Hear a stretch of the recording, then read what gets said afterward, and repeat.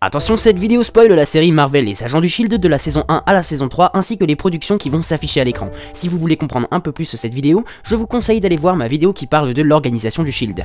Hello tout le monde, ici le prof Marvel. Dans ma dernière vidéo, nous avons parlé du potentiel film de Black Widow et aujourd'hui nous allons parler de l'organisation d'Hydra. C'est parti.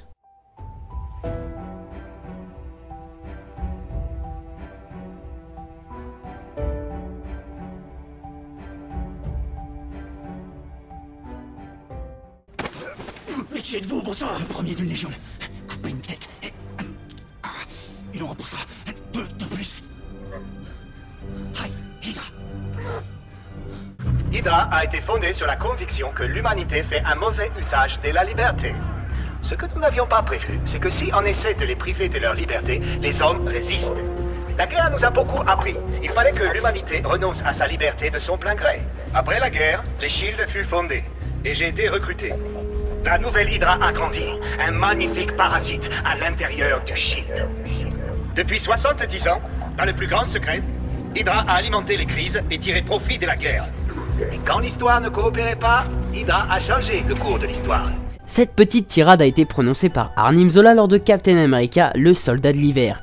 Mais si je vous disais que tout ça est faux? Enfin non, ce n'est pas totalement faux car effectivement, lors des deux premiers films Captain America, on nous apprenait qu'Hydra était une branche scientifique du régime nazi pendant la Seconde Guerre mondiale. Après la découverte du Tesseract, Johann Schmidt, alias le Crâne Rouge, décida de s'éloigner d'Hitler et du régime nazi pour faire d'Hydra une organisation terroriste paramilitaire indépendante. Mais grâce à Captain America et les Américains, la SSR, qui est l'ancêtre du Shield, a pu démanteler l'organisation jusqu'à sa réapparition dans le deuxième opus de la saga. Tout ça, eh bien vous le savez, et du coup on a tendance à coller à Hydra l'étiquette nazie. Mais comme a dit Maître Yoda, Tu dois désapprendre tout ce que tu as appris. et oui, ce qu'on vous a raconté dans ces films, ce n'est pas la facette la plus importante d'Hydra, c'est au contraire la plus oubliable à cause de l'étiquette nazie. Il y a des milliers d'années, un inhumain est né sur notre planète et il était destiné à la diriger. Il était si puissant et si terrifiant que les autres étaient consumés par la crainte et l'ont banni de la surface de la Terre. Ils l'ont envoyé par ce portail sur une lointaine planète. Hydra a été créé dans un seul et unique but, réussir à le ramener. Au fil des générations, Hydra a pris différentes formes, a utilisé différents noms. Alveus est le nom de cet inhumain. Maintenant je vais vous raconter l'histoire d'Hydra et dans le but de garder un peu de suspense si jamais vous voulez regarder les agents du Shield et aussi dans le but de raccourcir la vidéo, je vais volontairement passer certains passages et ne pas rentrer toujours dans les détails, le but étant d'être le plus synthétique et global possible. Si jamais vous vous intéressez à l'histoire complète, alors je vous mets un lien dans la description qui vous mènera sur un site où je me suis aidé pour écrire cette vidéo. Maintenant, commençons. C'est durant la période préhistorique que Alveus vit le jour. Au départ, il était un Maya, mais une race d'extraterrestres appelés les Kree le capturèrent et modifièrent son ADN, faisant de lui l'un des premiers inhumains. Au départ destiné à régner sur la Terre, il fut finalement considéré comme trop puissant lorsqu'il se rebella contre ses créateurs. Il fut banni de notre planète via le monolithe, un portail permettant de voyager dans l'espace. Il atterrit sur la planète de Mavet et ses suivants créèrent alors secrètement leur société pour tenter de ramener Alveus sur Terre. La société prit le symbole d'un bélier sacrificiel et fut appelée les adorateurs d'Alveus. Ils mirent ensuite la main sur le monolithe et envoyèrent des hommes sur Mavet, mais aucun d'eux ne revint sur Terre. À travers le monde, plusieurs groupes adeptes des tueries rituelles, des mythes diaboliques païens et obsédés par la mort entendirent parler de l'existence des adorateurs d'Alveus et décidèrent de les rejoindre, faisant des adorateurs une société mondiale. Au fil des siècles, les adorateurs d'Alveus changèrent de nom et de symbole. C'est en 1839 à Gloucestershire, en Angleterre, que l'on vit pour la première fois comment les adorateurs décidaient qui envoyer sur Mavet. C'est sous forme d'un rituel qu'à chaque fois, un groupe de membres de la société se réunissait dans un château pour procéder à un tirage au sort. Plusieurs petites pierres dans un sac. Elles étaient toutes noires, sauf une qui était blanche. Celui qui piochait la pierre blanche du sac était désigné pour voyager vers Mavet. Dans ce rituel de 1839, un certain Lord Manzini attrapa la pierre blanche et fut envoyé sur Mavet avec de l'équipement et des armes. Et comme beaucoup d'autres, on ne le revit jamais à partir de son passage à travers le portail. Beaucoup d'éminents scientifiques travaillant pour les Adorateurs tentèrent de comprendre le fonctionnement du monolithe pour enfin réussir à ramener Alveus et peut-être les voyageurs envoyés sur Mavet. Vers la fin du 19e siècle, ils créèrent une machine capable de créer de très fortes vibrations. Ces fortes vibrations influençaient le monolithe de telle sorte que celui-ci créait un portail stable vers Mavet. Mais pour une raison qui nous est inconnue, tout ce dispositif ainsi que le château furent abandonnés. On découpa par la suite 5 morceaux du monolithe et on les donna aux leaders les plus puissants de la société.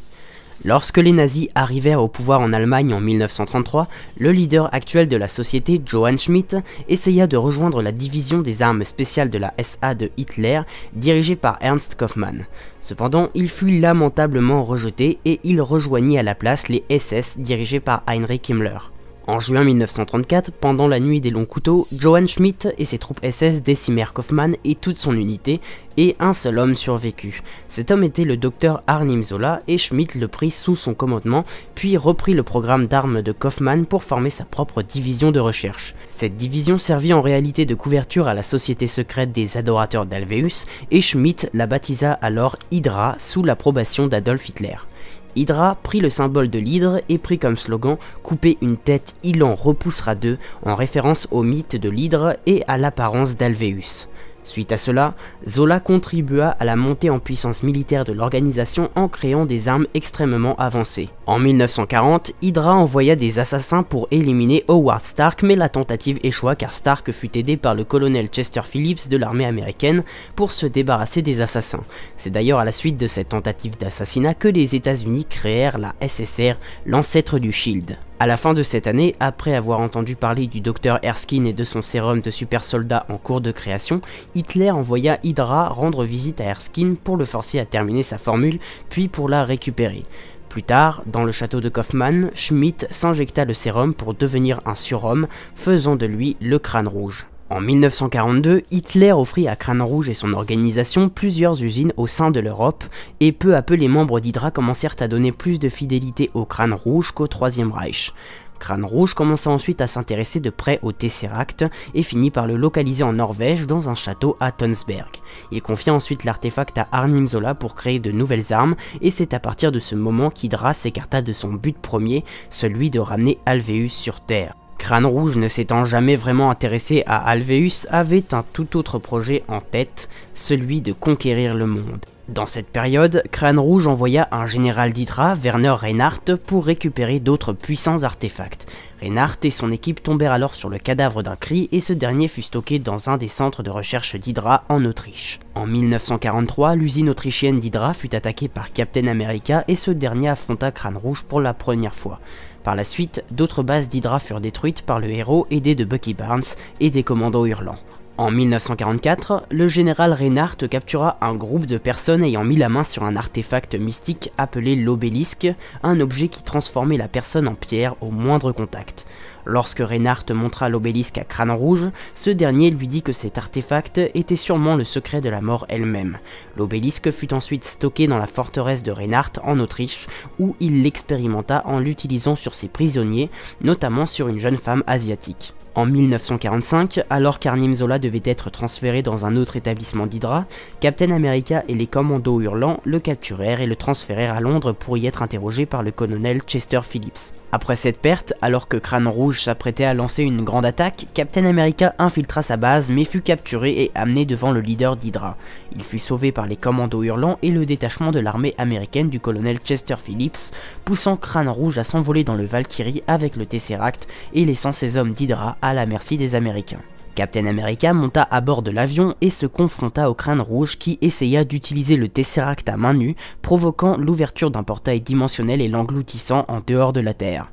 À ce jour, on n'a jamais su si l'Hydra suprême avait trouvé la mort ou avait juste disparu quelque part dans l'espace, mais en tout cas, il ne revint jamais sur Terre. Captain America n'eut alors pas d'autre choix que d'envoyer le Valkyrie s'écraser dans les glaces de l'océan Atlantique pour que le Tesseract se fasse engloutir. Un mois après la disparition de Crâne Rouge, Reinhardt et son unité vidèrent leur forteresse en Autriche et tentèrent de s'enfuir avec les artefacts pour continuer le travail d'Hydra. Cependant, la SSR débarqua et les arrêta, ce qui sonna le démantèlement d'Hydra. Quant à l'obélisque et les autres artefacts, la SSR les récupéra et ils furent placés en lieu sûr. Hydra était alors officiellement détruite, mais certains agents de l'organisation avaient échappé à la justice et réussirent à infiltrer les rangs du SHIELD. Ces agents travaillèrent en collaboration avec Arnim Zola dans les décennies suivantes, faisant renaître Hydra à l'intérieur du SHIELD, dans l'ombre, permettant à l'organisation d'alimenter les diverses crises à venir. Peu de temps après, Hydra retrouva Bucky Barnes, présumé mort pendant la guerre. Zola l'amena dans la base soviétique d'Hydra et remplaça son bras perdu par un puissant bras métallique et lui injecta une version modifiée du sérum de super soldat. Grâce au programme du soldat de l'hiver, Barnes fut formé pour devenir un des assassins d'Hydra et l'étoile rouge communiste de son bras métallique lui permit de faire croire aux Américains qu'il servait l'URSS. Hydra alimenta ensuite plusieurs crises de la guerre froide dans les années 60. En 1970, Reinhardt, qui était toujours emprisonné, reçut la visite de deux frères membres d'Hydra, Gideon et Nathaniel Malik. Les deux frères lui parlèrent alors de l'objectif initial d'Hydra, celui de ramener Alveus sur Terre, mais Reinhardt leur suggéra d'oublier cette vieille croyance et de se concentrer sur la science. Les deux frères refusèrent en lui disant que de partir sur Mavet était un honneur. Dans cette même journée, un rituel fut organisé et Gideon s'arrangea pour que ce soit Nathaniel qui pioche la pierre blanche. Ce dernier, trahi par Gideon, n'eut pas d'autre choix que de partir sur Mavet et ne revint jamais sur Terre lui aussi. En 1972, grâce aux ressources apportées par le SHIELD, Zola put construire dans un des premiers QG de l'agence un système informatique dans lequel il téléchargea son esprit juste avant de mourir. Il s'insinua ensuite dans tous les réseaux informatiques mondiaux et facilita l'accès à des membres d'Hydra dans le SHIELD. En 1989, Alexander Pierce, un membre d'Hydra infiltré en tant que sous-secrétaire au SHIELD, accorda une libération conditionnelle médicale à Reinhardt et s'assura qu'aucun dossier n'existe sur lui. Reinhardt fut ensuite ramené à sa forteresse en Autriche et Hydra lui amena la femme asiatique sur laquelle il avait expérimenté l'obélisque et se rendit compte qu'elle n'avait pas vieilli. Il opéra la femme pour comprendre pourquoi l'obélisque ne l'avait pas tuée et pourquoi elle n'avait pas vieilli. Il découvrit que l'obélisque avait donné à cette femme des pouvoirs de régénération et il utilisa alors son ADN pour se rajeunir et prit le nom de Daniel Whitehall. En 1990, Hydra s'associa à Cybertech Corporation et créèrent ensemble le projet Deathlock, un projet modifiant des parties du corps humain par des éléments cybernétiques. Leur but était de recréer une version améliorée du super soldat et un membre d'Hydra infiltré au SHIELD, John Garrett, devint le premier Deathlock. En 1991, Hydra envoya le soldat de l'hiver assassiner Howard Stark, qui transportait avec lui plusieurs répliques du sérum de super soldat.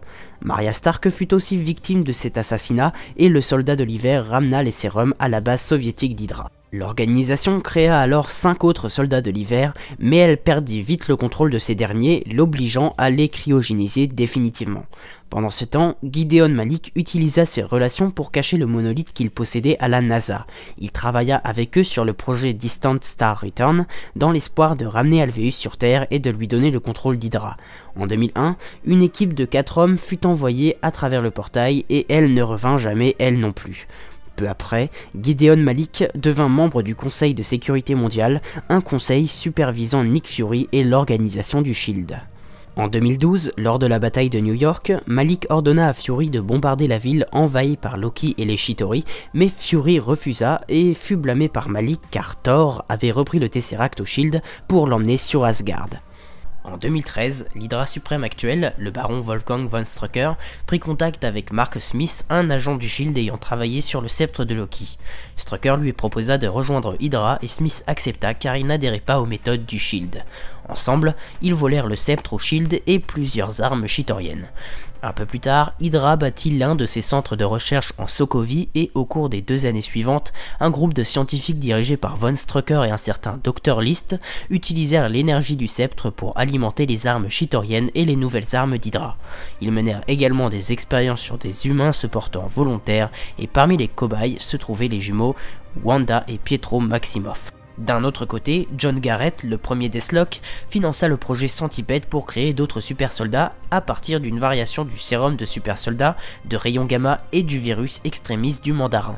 De ce projet, un deuxième Deathlock fut créé ainsi que des soldats Centipede. Ces derniers causèrent de nombreux problèmes au SHIELD. En 2014, Arnim Zola et Alexander Pierce prirent le contrôle du projet Insight initié par Nick Fury au SHIELD. Ce projet destiné à lancer dans les airs 3 héliporteurs autonomes nouvelle génération capables de riposter en cas de grande potentielle menace.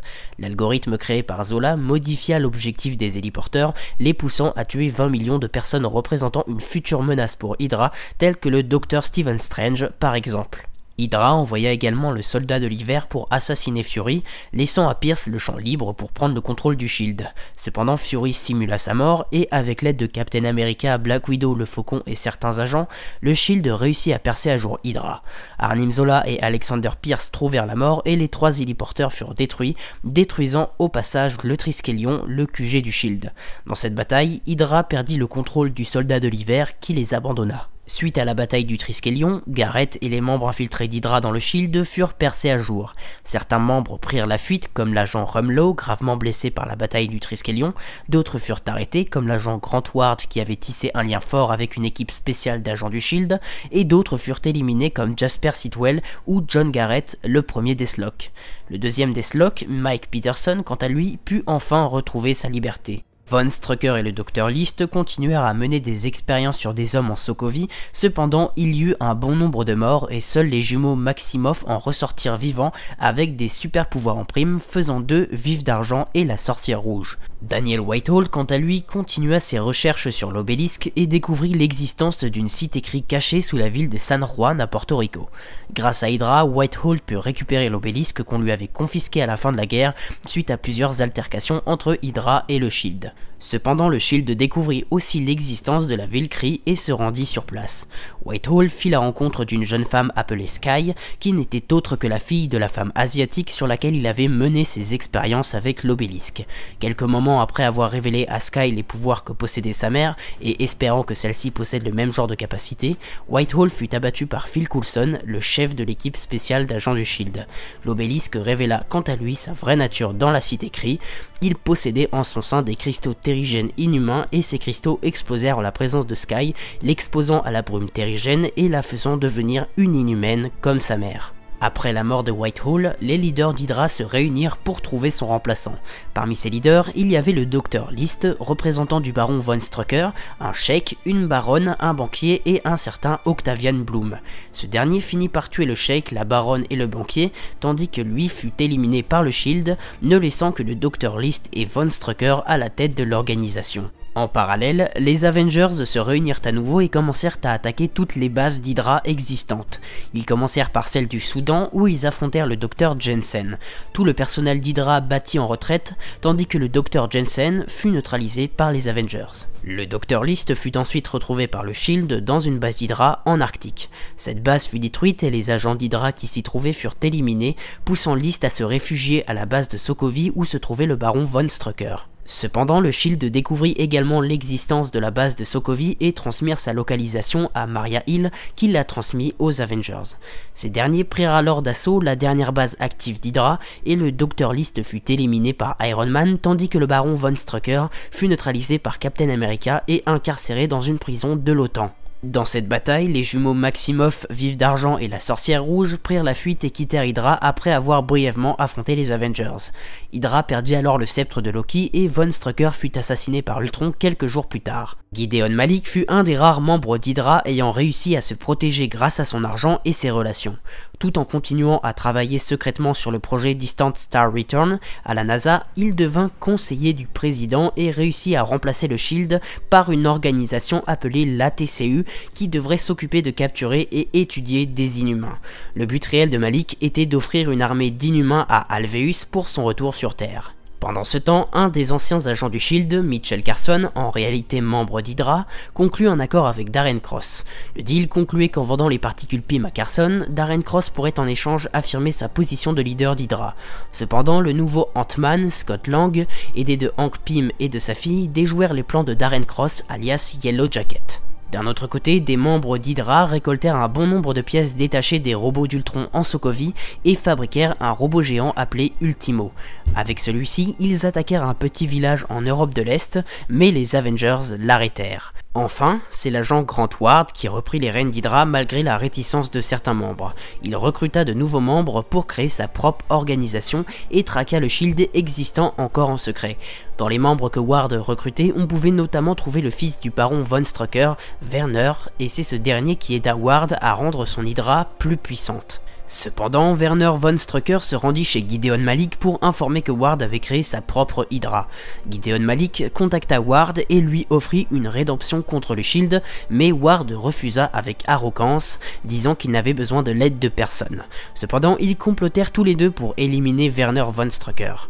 Alors que ce dernier fut sur le point d'être assassiné par des sous-fifres de Ward, Strucker fut sauvé in extremis par le Shield, mais tomba dans le coma. Par la suite, Ward et Malik discutèrent du plan d'action à adopter contre le Shield.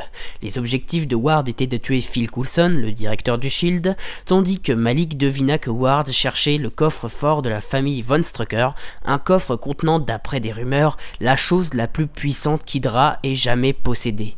Ward suggéra à Malik de trouver le contenu de ce coffre et de l'utiliser ensemble, mais Malik refusa et tenta de faire éliminer Ward, mais la tentative échoua. Un peu plus tard, les deux hommes se retrouvèrent à l'endroit où se trouvait le coffre et Malik parla de l'objectif original d'Hydra à Ward. Peu après, Ward tua la directrice de la TCU qui s'était intimement rapprochée de Phil Coulson, tandis que Malik tendit un piège à plusieurs agents de l'équipe spéciale du Shield, parmi lesquels on pouvait retrouver un certain Leopold Fitz. Ce dernier fut ensuite contraint de travailler pour Malik dans l'optique d'un nouveau voyage vers Mavet. Lorsque Ward revint, Malik l'envoya lui, quelques membres d'Hydra ainsi que Fitz sur Mavet pour ramener Alveus. Cependant, Phil Coulson put passer par le portail au dernier moment et atterrit lui aussi sur la planète. Après plusieurs péripéties, alors que Ward et les agents d'Hydra étaient tombés sur un des derniers voyageurs de Mavet, Coulson tua Ward, tandis que Fitz tua le voyageur de Mavet qui était en réalité sous l'emprise d'Alveus. Coulson et Fitz purent revenir sur Terre, mais Alveus s'insinua dans le corps de Ward et passa aussi à travers le portail. Alors que Coulson et Fitz furent récupérés par d'autres agents du Shield, Malik tenta de s'enfuir en direction d'un aéroport. Sur la route, il tomba sur le corps brisé de Ward, se tenant debout devant lui. À ce moment, Malik comprit qu'il avait enfin atteint l'objectif d'Hydra. Alveus était enfin revenu sur Terre.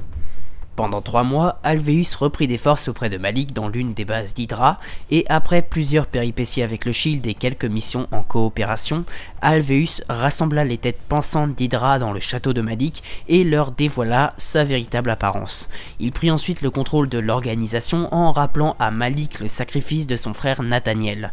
Alveus tua alors la fille de Malik en disant à ce dernier qu'il ne savait pas ce qu'était un vrai sacrifice. Plus tard, le Shield attaqua la base de Malik et Alveus prit le contrôle de l'agent Daisy Johnson, anciennement appelé Sky, et lui ordonna de tuer Malik. Cependant, juste avant de mourir, Malik put dévoiler l'emplacement de toutes les bases d'Hydra à Phil Coulson et ce dernier passa les informations au nouveau dirigeant de la TCU. Ce dernier, avec l'aide des forces armées des États-Unis d'Amérique, mena un assaut d'envergure, détruisant toutes les bases d'Hydra et capturant tous les agents de l'organisation. Alveus n'en tint pas rigueur et promit une récompense aux dernières têtes pensantes d'Hydra encore en liberté. Avec l'argent de Malik, il acheta la ville d'Union City et rassembla tout ce qu'il restait d'Hydra. Les têtes pensantes furent tuées dans une manipulation génétique ratée d'un scientifique travaillant pour Alveus, tandis que les derniers membres furent tués lorsque les Kree ayant créé Alveus arrivèrent sur Terre pour l'éliminer. Les Kree trouvèrent cependant la mort face à lui, mais il dut encore se confronter au Shield. L'organisation réussit à envoyer ce dernier dans l'espace à bord d'un Quinjet, et l'un des membres de l'équipe spéciale des agents du Shield se sacrifia en faisant exploser le vaisseau. C'est ainsi qu'Alveus mourut et qu'Hydra tomba définitivement. Peu après, un ancien officier de l'armée de Sokovie appelé Helmut Zemo retrouva un des opérateurs du programme du Soldat de l'Hiver et le tortura pour obtenir des informations sur l'une des missions de Bucky Barnes en 1991, celle de l'assassinat de Howard Stark. L'opérateur mourut en prononçant Heil Hydra, puis après avoir monté les Avengers les uns contre les autres, il se rendit à l'installation d'Hydra où se trouvaient les 5 soldats de l'hiver encore en cryogénisation. Juste avant l'arrivée d'Iron Man, Captain America et Bucky Barnes, il tua les 5 soldats, réduisant en poussière ce qu'il pouvait encore rester d'Hydra. Et voilà, c'est ainsi que se termine l'histoire de Hydra dans le Marvel Cinematic Universe. Et évidemment en fait il se passe des choses en saison 4, mais comme il ne s'agit pas vraiment d'Hydra, c'est difficile à expliquer, et bien je vous laisse découvrir tout ça par vous-même en regardant la série ou en regardant ma vidéo sur le Shield.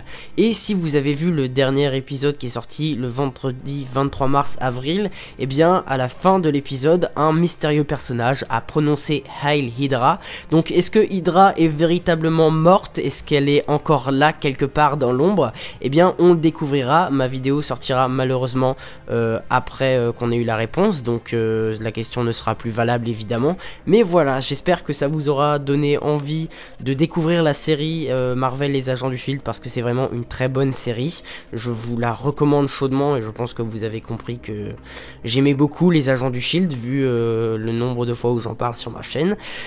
Et puis ouais, voilà. N'hésitez pas à lâcher le petit pouce bleu des familles qui fait plaisir, abonnez-vous si la vidéo vous a plu et surtout partagez la vidéo sur les réseaux sociaux pour soutenir la chaîne. Quant à moi, je vous dis à la prochaine pour une nouvelle vidéo. Ciao!